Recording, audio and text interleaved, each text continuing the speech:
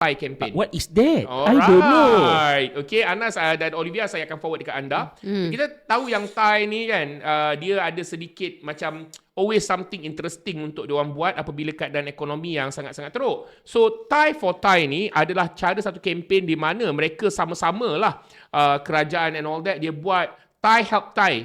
Thai Help Thai, okay? Thai Help Thai campaign di mana diorang punya projek ni ialah untuk mengurangkan keperluan barang rumah dan juga makanan yang ada dalam 8 keperluan rumah household categories dan 8 makanan punya kategori. Dia ada lebih kurang 3,000 item, dia bagi diskaun sampai 58%. Okay? Dia bagi diskaun sampai 58% supaya semua orang boleh ada necessities atas harga yang okey. So, jadi dia akan dapatkan brand seperti Unilever, barang-barang itu untuk masuk lah. Jadi macam ada sabun, shampoo, detergent, toothpaste, ya.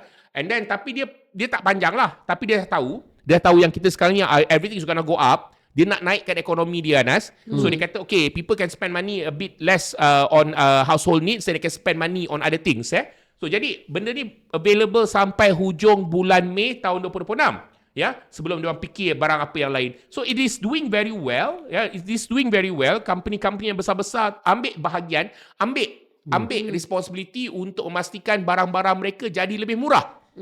Di saat harga barang-barang naik, mereka memastikan 3,000 barang-barang diperlukan menjadi lebih murah.